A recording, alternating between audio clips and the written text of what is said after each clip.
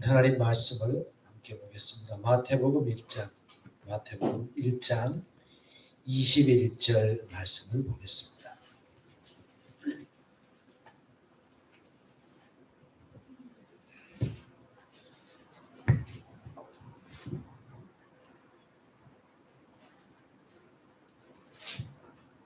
마태복음 1장 21절 다 같이 큰 소리로 합독하도록 하겠습니다. 마태복음 1장 21절 다 같이 읽습니다. 아들을 낳으니 이름을 예수라 하라. 이는 그가 자기 백성을 그들의 죄에서 구원할 자이심과 아니라. 아멘. 아멘. 지난 성탄절 때 우리가 성탄절에 대한 얘기들을 못 나누었는데 성탄절이 다 지나고 이제 새해에 우리가 드디어 성탄에 대한 얘기를 나누게 됐습니다. 너무 성탄에 대한 이야기를 나누는 것이 우리에게 즐거움이 되고 우리에게 소망이 되는 줄로 믿고 성탄에 관한 얘기들을 쭉 말씀을 나누도록 하겠습니다. 예수님께서 탄생하실 때 마태복음 1장 18절 이후의 말씀 보면요, 요셉과 마리아가 정혼을 했습니다. 약혼을 했습니다. 유대인들의 관습상 보통 약혼을 하면 1년 정도 기간을 두고 있다가 1년 후에 이제 남편 아내를 데려오는 그 예식을 하는 것으로 그렇게 되어 있습니다. 그래서 1년 동안 떨어져 있었지만 이미 이들은 약혼을 한 1년 기간은 결혼한 것과 같은 이제 효과를, 그러니까 그렇게 쳤던 거죠. 우리도 옛날에 이제 약혼을 한 상태에서, 우리나라도요, 관습을 보면 약혼을 한 상태에서 약혼을 파기하는 것을 갖다가 파혼이라고 얘기했죠. 그죠? 파혼이라고 했어요. 그러니까 이스라엘의 문화는 우리 동양 문화예요, 사실은요. 우리가 생각할 때 저기 미국 사람들이 선교사로 우리나라에 많이 들어왔기 때문에 성경의 여러 가지 문화들이 서양의 문화가 아니냐라는 생각을 갖는 사람이 있는데 실제로 그렇지 않았어요. 예를 들어 장례를 지낼 때에 사람들이 곡하는 거 이런 거 있잖아요. 비슷한 부분이 굉장히 좀 많이 있었습니다.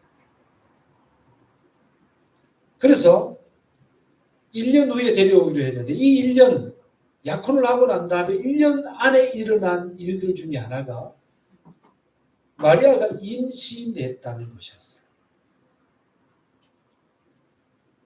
근데 이 임신한 것이 18절의 말씀 보면 그의 어머니 마리아가 요셉과 약혼하고 동거하기 전에 성령으로 잉태된 것이 나타났다. 성령으로 잉태되었다. 동정녀 마리아에게 성령께서 그를 덮으셔서 잉태를 했다. 이게 굉장히 중요한 사실이 나오죠.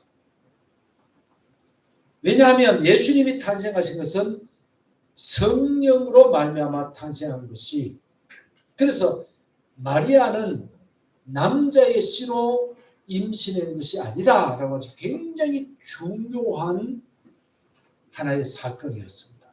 그래서 우리가 그동안에 많이 들어서 알고 있지만 원시복음이라고 여겨졌던 창세기 3장 15절이 이루어지는 사건이었어요. 창세기 3장 15절에 보면 여자의 후손이, 그러니까 아담과 하와가 타락하고 난 다음에 여자의 후손에 대한 얘기가 나오죠. 여자의 후손. 왜 여자의 후손이어야 되느냐?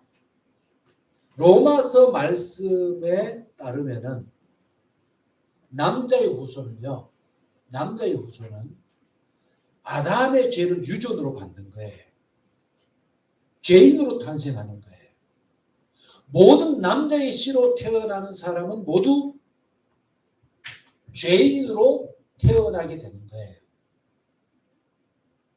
그래서 사람의 씨로 말미암아 태어난 사람은 다른 사람을 용서해 줄 만한 무지한 사람이 아니었던 거예요.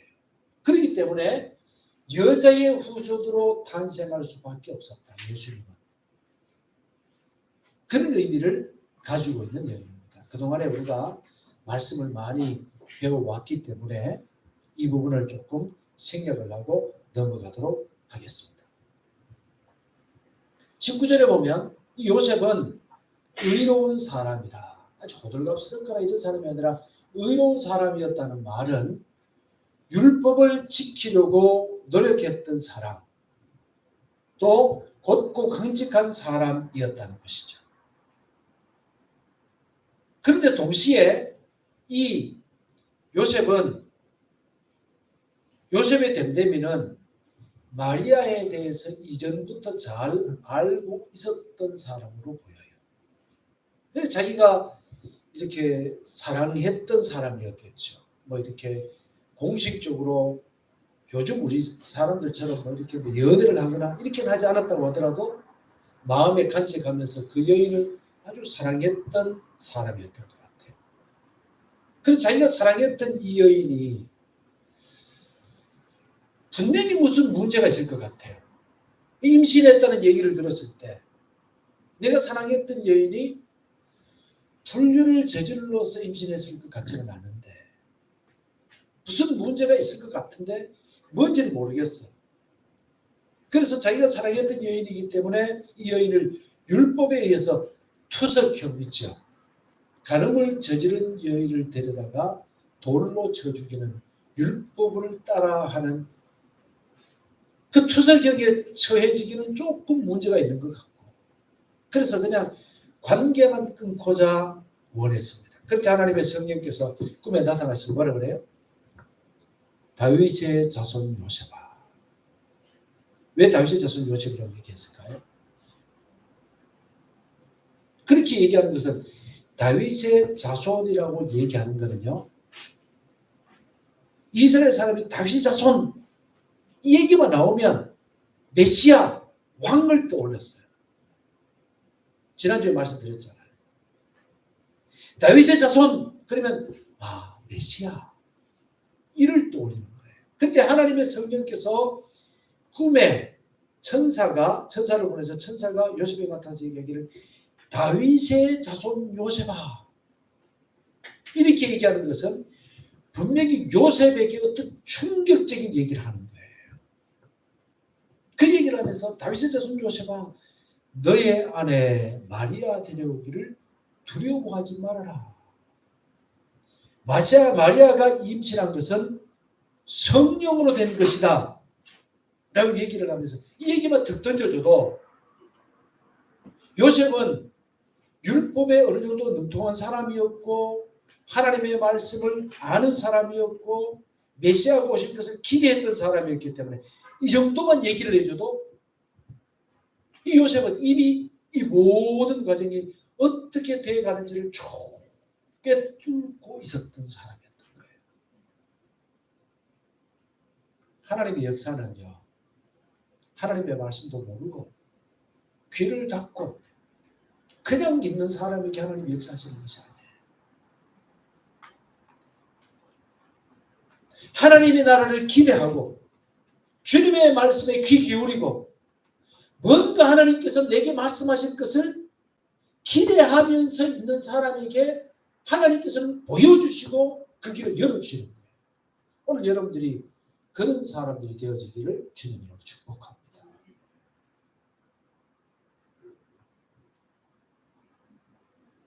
그러면서 21절에서 얘기하는 것이 그거예요. 그래서 아내 마리아를 데려오고 그 마리아가 아기를 낳으면 그 이름을 예수라 하라. 예수라 하라. 그러면서 예수라고 이름해야 될 예수라고 이름을 지어야 될 이유를 설명하죠. 그 설명이 뭐예요? 뭐라고 얘기했어요? 이는 뭐예요? 그가 자기 백성을 그들의 죄에서 구원할 자이심이라. 이름만 예수가 아니고 성령으로 잉태한 그분이 자기 백성을 저희의 죄에서 구원할 자이라 하십니다. 요셉은 예수라고 하는 이름만 듣고 말았다면 어떻게 됐을까요? 아, 마리아가 낳을 이 예수는 이스라엘 백성들을 로마의 압제로부터 구해낼 정치적인 메시아인가 보다 이렇게 생각해 줄 수도 있겠죠. 그런데 여기서 한계를 딱 지어주는 거예요. 저희 백성을 죄에서 건져낼 분, 이렇게 표현을 하고 있는 것이죠. 요셉이 뭐 100% 이해했다고 생각하지는 않아요. 저도요. 요셉이 100% 이해하지 못했을 거예요. 그러나 하나님의 천사는 분명하게 이렇게 설명을 해주고 있습니다. 자, 우선 용어들이 참 이렇게 일일이 설명을 다 하려고 하면 너무너무 많은데, 자, 20절에서 이 일을 생각할 때 주의 사자가 이렇게 얘기하죠. 사자라는 말은 헬라어로 앙헬레스라는 말이에요. 이게 영어로 엔젤이 된 거예요. 엔젤. 앙헬레스라는 말이 음역으로 엔젤이 된 거예요. 엔젤. 엔젤 알죠? 천사죠. 네. 근데 이게 이제 우리가 보통 이제 그 구약에서 얘기할 때 엔젤 그러면요. 그러니까 앙헬레스 사자라고 얘기하는 것은요. 천사를 대체적으로 지칭하는 경우가 많아요. 근데 또 다르게 쓰이는 용법이 있어요. 또 다르게 쓰이는 용법이 뭐냐 그러면 왕이 어떤 사람을 다른 곳에 사절단으로 보낼 때에 동일한 용어를 썼어요. 이해가 돼요? 동일한 용어를 썼어요. 그래서 왕이 보낸 그들도 표현을 할 때 앙헬레스라고 하는 단어를 썼어요. 이 말이 굉장히 중요한 것은 요한계시록을 볼 때에 이 말이 구별이 되는 부분이 있기 때문에 제가 말씀드리는 거예요. 요한계시록에 보면 주님께서 7 교회 7 사자에게 편지한다 이렇게 표현하죠. 거기서 얘기할 때 7 사자라는 말이 앙헬레스라고 하는 말이에요. 단어를 쓰는 거예요. 그럼 여기에서 7 교회 사자라고 얘기했을 때 7 교회 사자 앙헬레스는 7 교회 천사냐? 용법이 제가 말씀드릴 때에 천사에게도 앙헬레스라는 말을 쓰지만 사람을 보낼 때도 앙헬레스라는 말을 쓴다고 말씀드렸죠. 그죠? 그럼 7 교회 사자라고 하는 것은 7 교회에서 말씀을 전하는 7 교회의 말하자면 요즘 우리로 말하면 목회자 이렇게 얘기를 할 수가 있는 거예요. 그래서 이게 용법이 그렇게 쓰인다는 것을 이해를 해야 요한계시록을 풀 때도 조금 이해가 됩니다. 그래서 이제 이 부분을 조금 이해를 하고 넘어가도록 그렇게 하겠습니다. 그런데 여기서 얘기하는 것은 천사를 얘기하는 것이다. 그렇게 얘기합니다. 그러면서 이제 마태는 지난주에 제가 마지막에 쭉 얘기를 했듯이 임마누엘에 대한 얘기를 해요. 구약에 나오는 임마누엘에 대한 얘기를 하고 있는데 이사 7장 14절의 말씀을 인용을 해서 이렇게 얘기합니다. 이 모든 일이 된 것은 주께서 선자로 하신 말씀을 이루려 하심이니라. 하시니 이르시되 보라 처녀가 잉태의 아들을 낳을 것이 그 이름을 임마누엘이라 하리라 하였으니 임마누엘이라는 말을 번역을 하면 어떤가요? 하나님께서 하나님께서 우리와 함께 계시다 함이라. 하나님이 우리와 함께 계시다. 예수님은 우리와 함께 계십니다. 그죠? 우리와 함께 계십니다. 오늘 우리들에게는 어떻게 하나님 우리와 함께 계세요? 성령께서 우리와 함께 계십니다. 성령께서 함께 계십니다. 믿습니까? 아멘. 성령께서 우리 속에 계셔서 우리로 하여금 때로는 채찍질하기도 하시고 깨닫게도 하시고 죄를 지적하기도 하시고 우리를 인도해 주시고 성령께서 우리와 함께 계십니다. 그래서 우리가 늘 우리 속에서 일하시는 성령님께서 우리에게 뭐라고 말씀하시는지 귀를 기울이는 것이 중요합니다. 그래서 하나님께서 우리에게 이렇게 말씀하실 때 순종하면 성령 충만하게 돼요. 하나님 인도하심을 받게 돼요.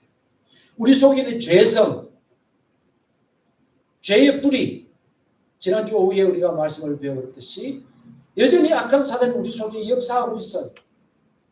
그걸 따라가면 육신의 소욕을 따르는 사람이 돼요. 성경은 우리에게 세 가지 종류의 사람이 있다는 얘기를 하죠. 육에 속한 사람, 육신에 속한 사람, 성령에 속한 사람. 이 세 가지 부류로 우리를 이제 구분하고 있어요. 육에 속한 사람은 뭐예요? 예수를 전혀 믿지 않는 사람이에요. 예수를 믿어본 적이 없고 예수를 믿지 않는 사람이에요. 그래서 그냥 육체대로 사는 거예요. 육신에 속한 사람은 어떤 사람이냐? 예수를 믿지만 육의 소리에 육신의 소욕에 자꾸만 빨려가는 사람이에요. 구원받았지만 육신을 따라서 육신의 소욕을 따라 자꾸 살아서 육신의 소욕을 이루어가는 사람이에요. 그럼 안 되죠. 우리가 영에 속한 사람은 뭐예요? 우리의 육신의 소욕이 자꾸 우리를 끌어당기다고 하더라도 우리 속에 갈등이 일어난다고 하더라도 자꾸만 성령을 따라 살려고 노력하고 성령의 말씀에 귀 기울이는 사람을 영에 속한 사람이라고 표현해요. 우리들 중에서는 예수님을 믿기 때문에 육신의 소욕을 자꾸 따라가려고 하는 육신에 속한 사람이 되지 말고 우리는요 성령을 따라가는 성령의 사람이 될 수 있기를 주님으로 축복합니다. 자, 계속해서 말씀을 좀 봅시다. 요셉의 마음에는 여러 개의 갈등이 생겼을 거예요. 갈등이 생길 수밖에 없죠. 다른 사람이 비난할 수도 있어요. 그죠? 요셉이 얘기하기를 내 아이다. 마리아가 임신한 것은 내 아이다. 그러더라도 사람도 욕할 거예요. 그것도 못 참고 그래. 그동안에 그래. 다른 사람들은 약혼하고 나서 1년 동안 잘 기다리는데 요셉님은 그것도 못 기다린다. 이런 얘기를 할 수도 있고 내 아이가 아니라 그럴 수도 없고 요셉은 비난을 받을 수밖에 없는 환경에 직면했어요. 그러나 요셉은 그 비난을 두려워하지 않고 마음속의 갈등을 극복합니다. 왜요? 하나님께서 말씀하셨기 때문에. 하나님께서 말씀하셨기 때문에. 임마누엘은요. 헌신이 필요합니다. 하나님이 우리에게 함께 하시는 데는요. 헌신이 필요합니다. 여러분 우리가 예수님대로 말씀대로 살려고 하면 얼마나 우리에게 위험한 일과 힘든 일이 있는지 모릅니다. 여러분 안 그래요? 그렇지요.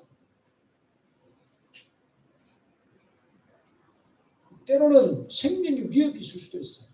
마리아에게도 그렇고 요셉에게도 그렇고 지금 앞으로는 점점 더 할 거예요. 얼마 전에 민주당을 탈당한 이상민 의원이 국민의힘에 입당했죠. 입당해서 인터뷰를 하는데 그런 얘기를 해요.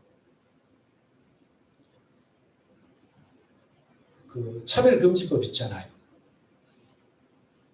그 얘기를 하면서 민주당에서 차별금지법을 입법하려고 그렇게 했는데 안 되더라는 거예요.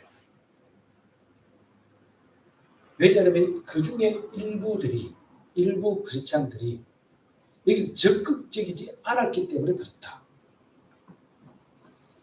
참 다행스러운 거죠. 다행스러운 거죠. 그러면서 동시에 이상민 의원이 얘기하는 게 뭐냐. 국민의힘에서 이 부분에 대해서 입법하도록 하겠다는 거예요. 대신에 처벌 조항을 빼고 입법하겠다. 이런 얘기를 해요. 근데 입법을 내놓으면 어떻게 될까요? 처벌 조항은 나중에 집어넣는 거는 쉽죠. 그리고 우리가 이 당이 좋고 저 당이 좋고 이렇게 얘기할 필요가 없다는 거예요. 제가 얘기하는 거예요. 우리가 분명한 것은 그런 거예요. 분명한 것은 4.10 총선 때 정말 하나님을 두려워하는 사람들이 들어와서 어떤 것을 입법할 때에 하나님과 반대되는 부분들에 대해서는 아예 올리지도 못하도록 만드는, 성령을 알고 하나님을 두려워하는 사람들이 뽑힐 수 있도록 우리가 만들어야 돼요. 그것을 위해서 우리가 끊임없이 날마다 기도해야 됩니다. 이거 우리가 분명하게 생각을 하고 기도해야 될 부분들이에요. 만약에 또 그런 것들이 입법이 돼가지고 입법이 돼서 교회가 함부로 여기에 대해서 설교도 못할 정도가 됐다. 임마누엘은 그 설교해야죠. 성경에 나온 대로 가르쳐야죠. 저는 그래 하려고 그러는데 여러분이 가서 고발할 사람 아무도 없으니까 고발해도 상관없고요. 어쨌든 간에 교회는 앞으로 그런 것이 입법되고 나면 교회를 해치려고 하는 사람들이 곳곳에 포진이 되어서 수많은 고소 고발이 일어날 거예요. 설교 같은 것은. 그대로 뭐 그냥 교회에서 예를 들어서 이 동영상을 찍어가지고 올리잖아요. 얼마든지 그런 것에 대해서 찾아낼 수 있습니다.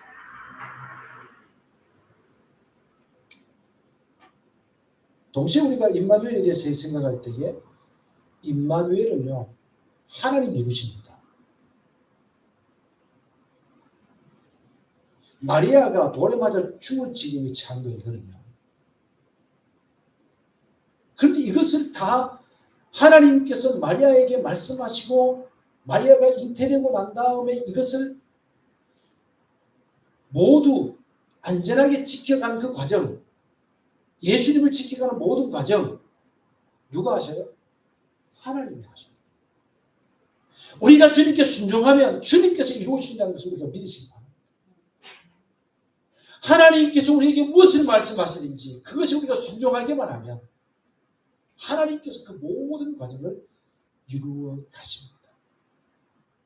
그게 바로 성령의 능력이죠.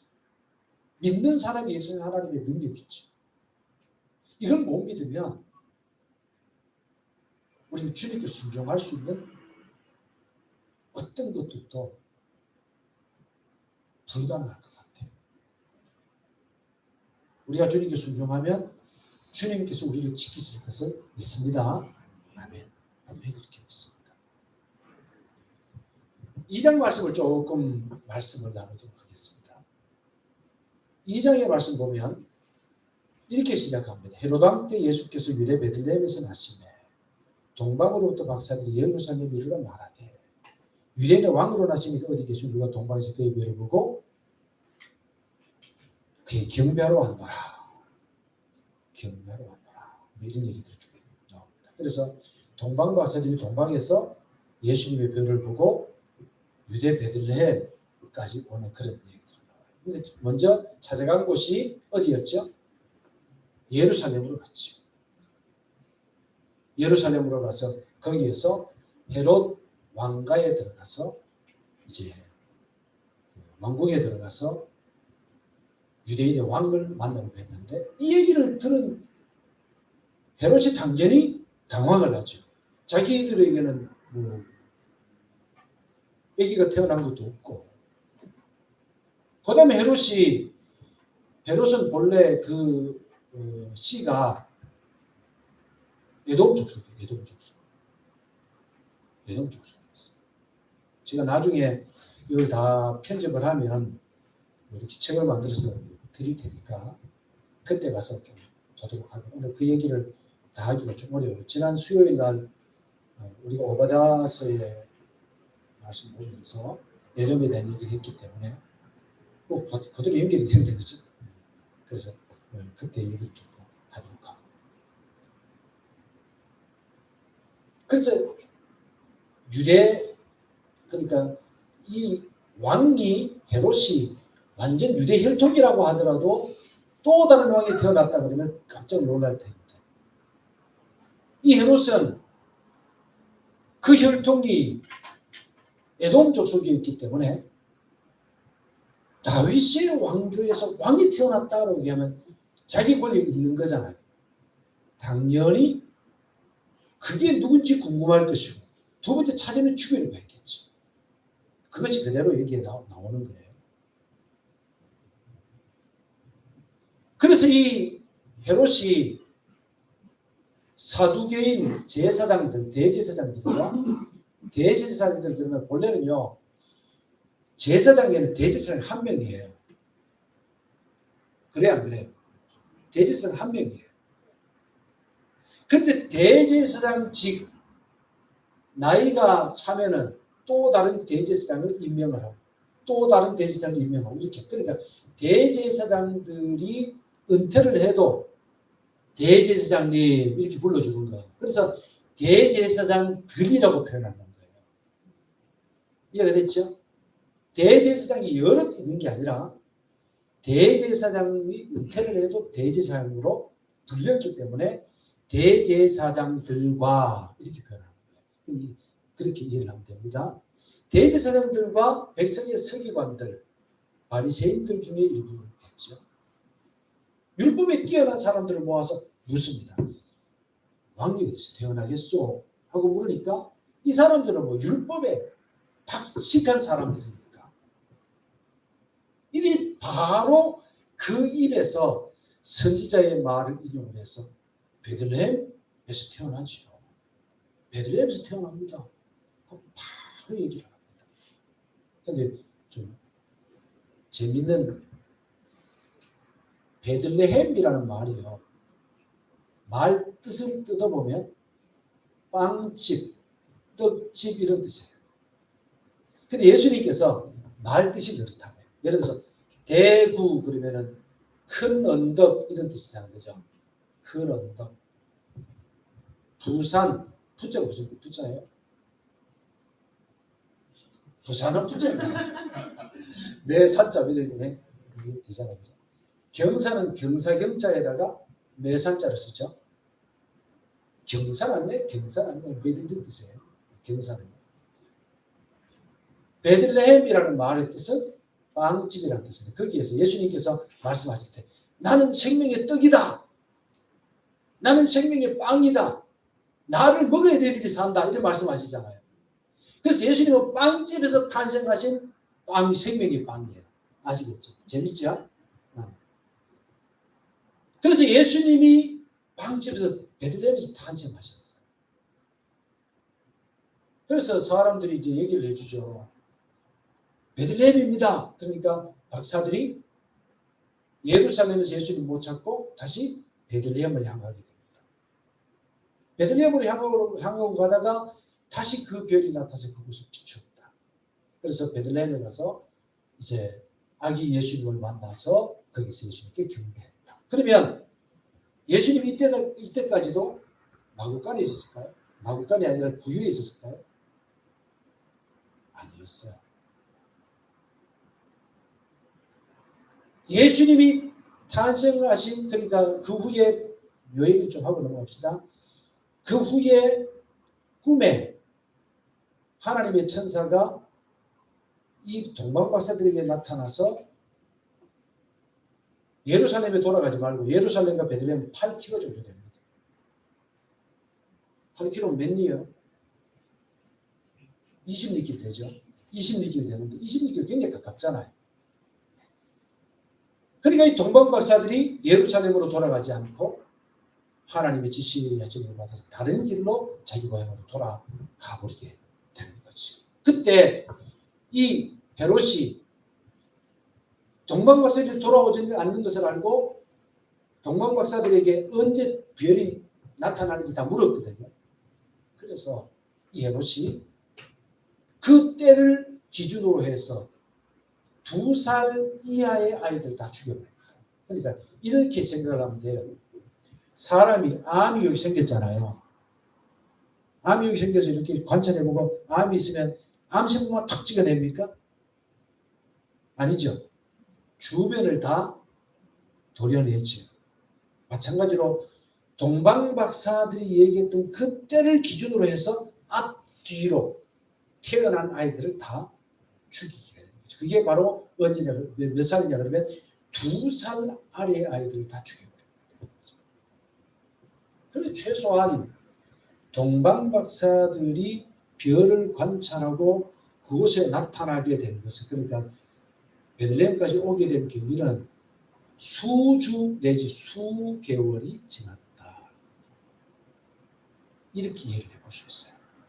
그래서 애가 태어나고 난 다음에, 예수님이 태어나시고 난 다음에 계속 구유에 예수님이 있어가지고 그 양이 있는 그곳에 있었다고 보기는 어렵겠지. 아마 다른 방을 얻었거나 다른 거주할 처소를 마련했다고 볼 수가 있겠지.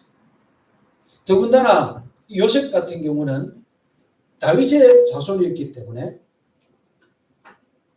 다윗의 자손들이 대체적으로 2세, 우리가 이제 쭉 올라가면 다윗은 베들레헴 사람이었잖아요. 2세의 고향도 거기였잖아요. 그렇기 때문에 조상들이 살던 곳이었기 때문에 그곳에 친척들도 있었다. 그곳에 자리를 잡고 산다는 것이 이렇게 어렵지 않았다. 이렇게 생각을 해볼 수가 있겠죠. 뭐 얘기할 게 참 많습니다. 동방박사들은 누구냐? 동방박사들은 주로 세 가지 정도로 해석하는 경우가 있어요.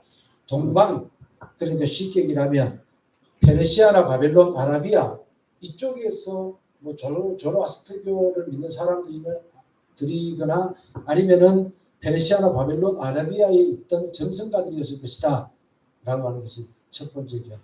두 번째 견해는 왕들이다, 왕들. 시편 72편에 보면 다시스와 섬의 왕들이 조공을 바치며 스바와 시바의 왕들이 예물을 드리리로다라고 얘기하는 시편 72편 12절의 말씀이 성취된 것으로 봐서 왕들일 것이다. 그 왕들, 특히 뭐 시바와 스바, 그러니까 아프리카 쪽에서 온 왕들일 것이다. 이렇게 생각하는 사람. 또 어떤 사람들은 옛날에는 정성가들이 또 굉장한 그 나라의 고위 왕들의 책사 내지는 관리들이었다. 이렇게 봐. 그래서 왕들이 보낸 사절단일 것이다. 뭐 의견들이 분분한데 나중에 우리 천국 가서 물어봅시다. 모르는 걸 괜히 아는 척하고 떠들어봐야 뭐 서로 뭐 싸워봐야 뭐 그것도 없고 하니까 어쨌든 그런 논의들이 있는데 그 뭐 그냥 궁금하면 빨리 죽어보라 그랬어요.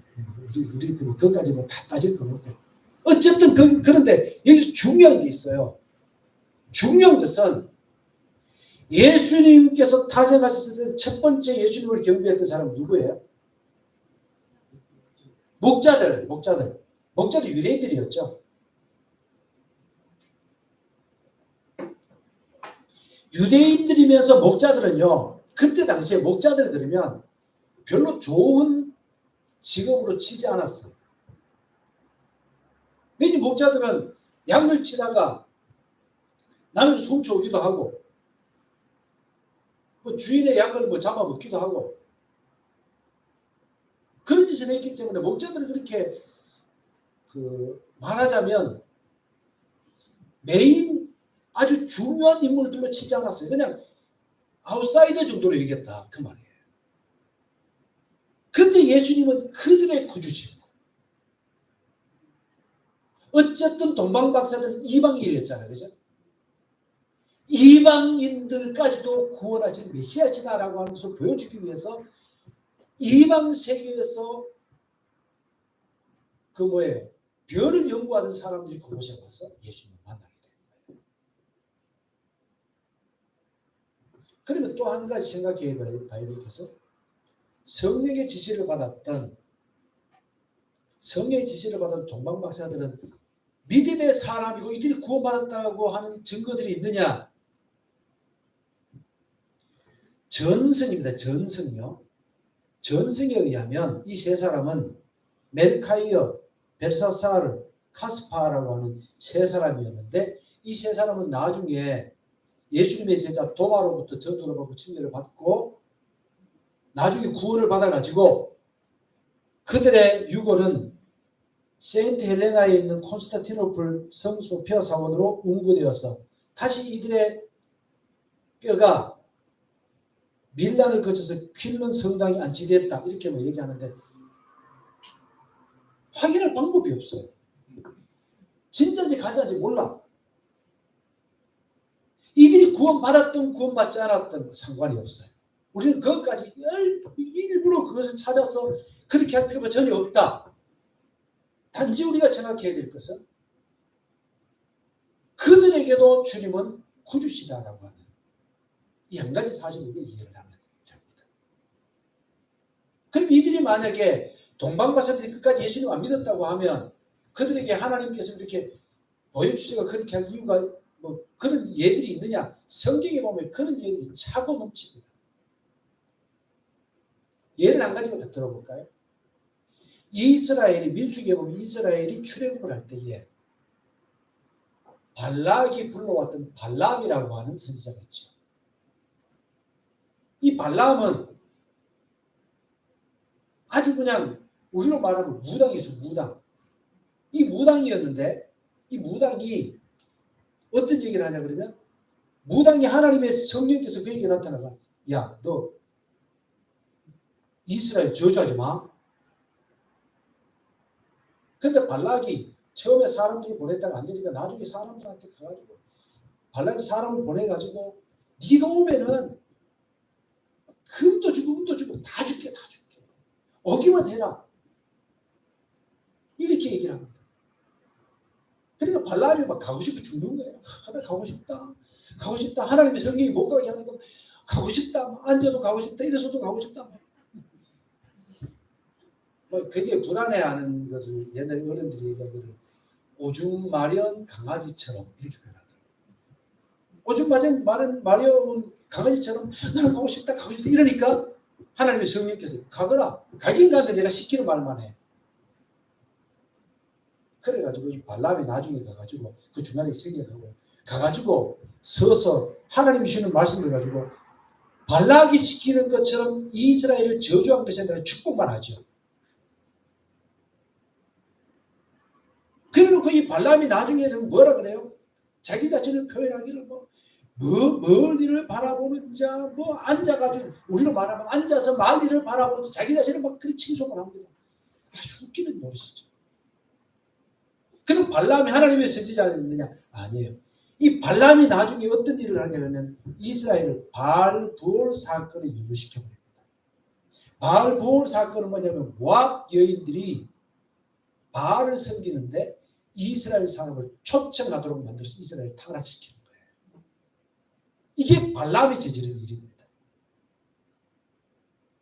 그래서 발람은 나중에 전쟁에서 이스라엘 사람들에 의해서 죽고 말게 됐죠. 하나님이 도구로 쓰였지만 불행하게도 그는 하나님을 믿는 사람은 아니었어요. 동방박사들이 그렇게 망했다는 얘기는 아니에요. 그러나 동방박사들도 구원받을 때 어쩐지 모르죠. 그 후의 얘기도 우리가 잘 모르지만 어쨌든 그렇게 쓰임받게 되었다. 그런데 동방박사들이 하나님께 예수님께 바친 예물이 있죠. 뭐였어요? 세 가지. 뭐예요? 네. 나 집사님이 똑똑한데 한 가지 틀렸어요. 유황이 아니고 유향입니다. 유향입니다. 유황이라고 하면 안 됩니다. 따라합시다. 황금, 유향, 몰약. 자, 황금은 고대의 사람들이 임금님을 알현할 때에 바치던 예물들이 대체적으로 여러 가지가 있었지만 그 중에 황금이 꼭 포함이 됐대요. 왕을 인정하는 예물이에요. 예수님은 왕이십니다. 유향이죠, 유향. 유향은 뭐냐? 예수님을 메시아로 고백하는 기름 같은 거예요. 예수님은 우리의 메시아십니다. 당신 우리의 메시아십니다. 모략은 뭔지 아세요? 모략은 죽은 시체에게 바르고 붓는 거예요. 참 재수없다, 그죠? 애가 태어났는데 모략을 받죠?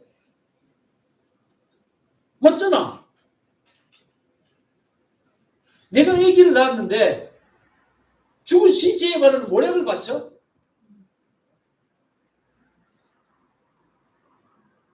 그런데 동방박사님 바쳤어요. 그 이유가 뭘까요? 예수님의 대속의 죽음.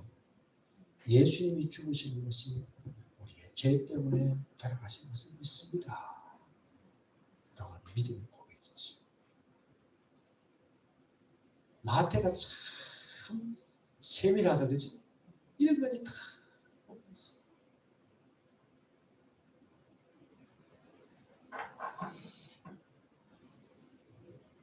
마태는 자기 자신이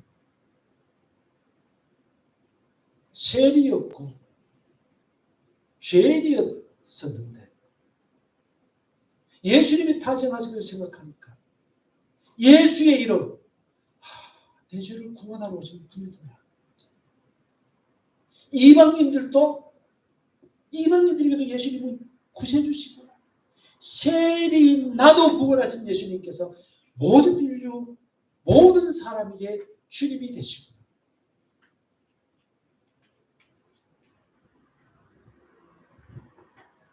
그래서 마태는 이렇게 상세하게 이런 것들을 기록한 거예요.